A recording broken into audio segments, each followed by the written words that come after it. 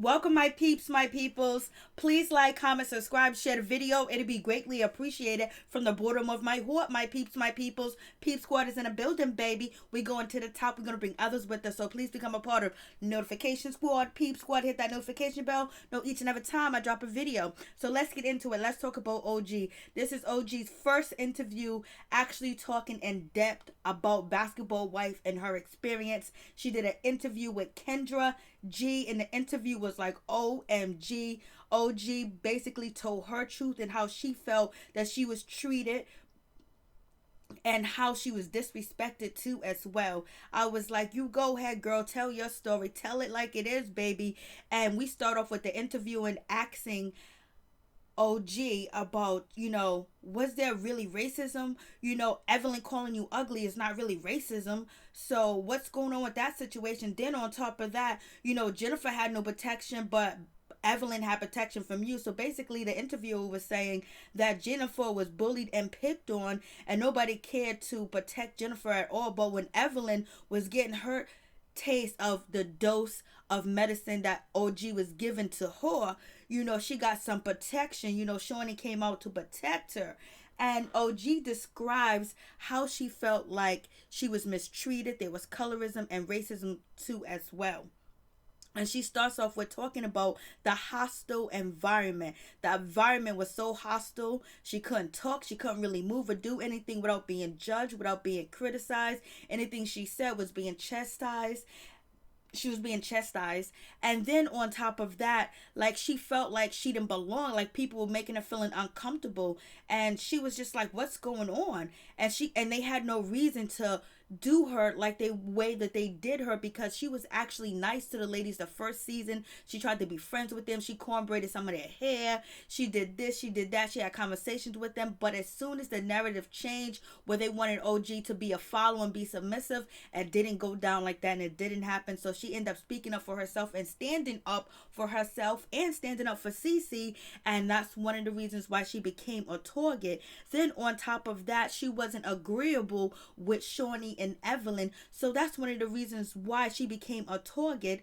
And then on top of that, that she was segregated from the cast for no valid reason. They had no valid reason to put her, isolate her, and put her alone, and on a whole different stage. Like, she was uncontrollable, like there was something going on with her. And OG also mentioned in the interview that before you can actually be on Basketball Wives, you have to have a social media check too as well. They check your social media. So they all knew, the producer, Shawnee, and everybody knew that she had a relationship via internet, via social media with Chad Ochocinco. And then on top of that, they do a background check on you too as well, and they also do a psychological test on you too as well to make sure you sane to be on the show. So them saying that she was aggressive and she was combative, she had aggression and all that other stuff, trying to make her out to be a animal, and then being called a gorilla, then being called a monkey, and there was no resolution for it. There was no apologies for it too as well.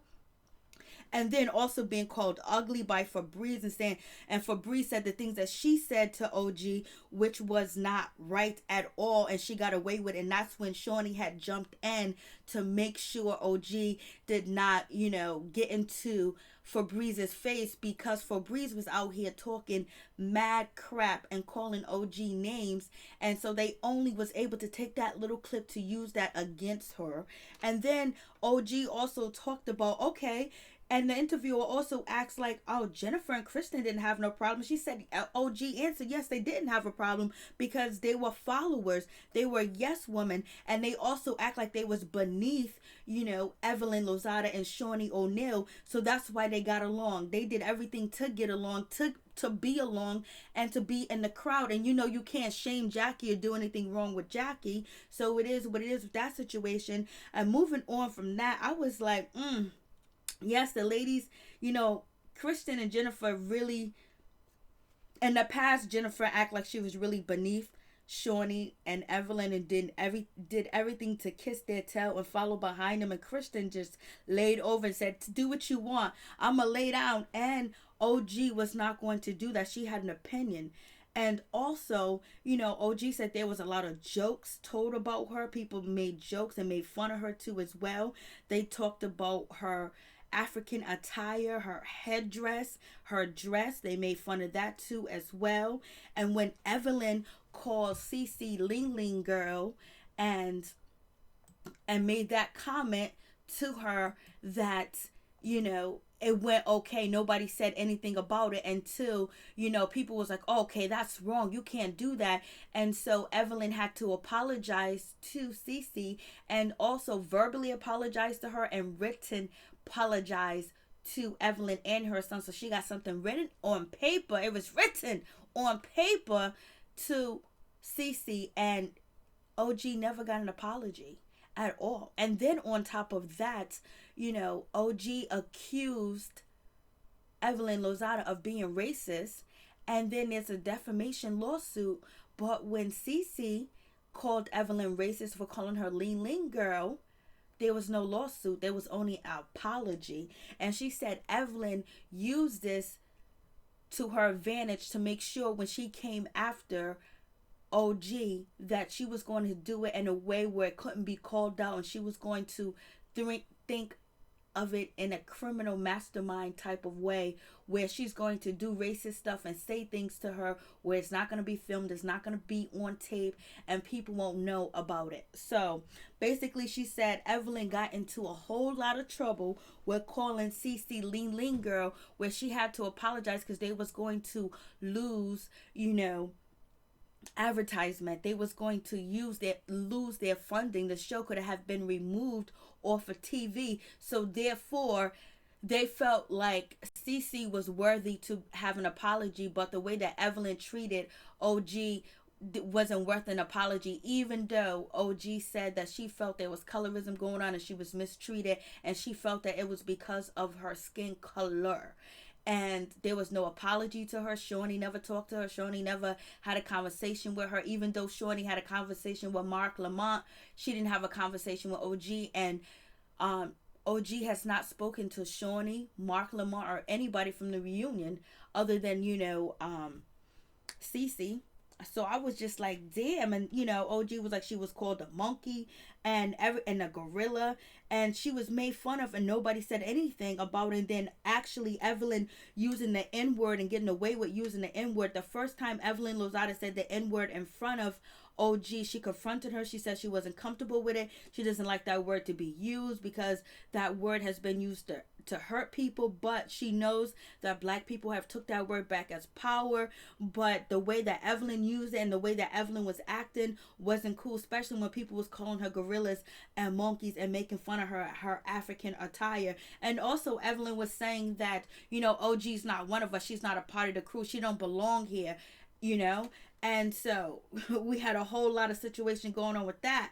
And then also OG said that she heard racist remarks, she heard racist conversations, and this is all she's all addressing this to Evelyn, that Evelyn did this.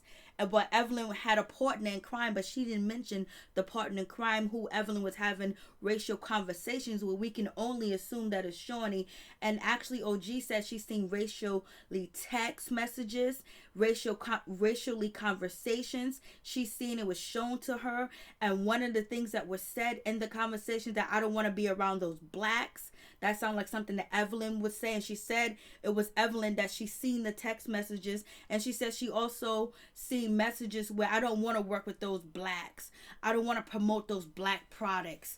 And then also Evelyn said, you know, in a previous, you know, season when it was in Amsterdam, that, oh, I'm so glad she's behind us on the bike. And basically saying like, you know, get behind the back of the bus, sit in the back of the bus. Basically Evelyn trying to throw power and rank and saying that she belongs behind them because she's not worthy to be, you know, in their crew because they don't like her skin color and her skin tone, and they feel like they can mistreat her basically. And that wasn't going to happen because OG did not let that happen at all.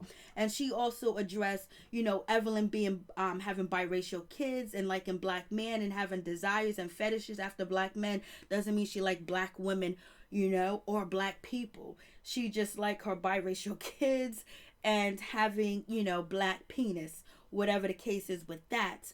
But also, I was like, go ahead, OG, tell it like it is, baby, because it is definitely true. You can definitely love your kids that are biracial. You can definitely love black men and not like black women and don't want to participate with black women at all. But in Evelyn's case, like, she benefits from the black women. Her foundations that she says she has benefit, gives her promotion, gives her money, you know, even though it's not a profitable organization, but she can make money off of it. And then also her best friend is Shawnee, that's keeping her on the show and actually keeping the lights on in her house, baby.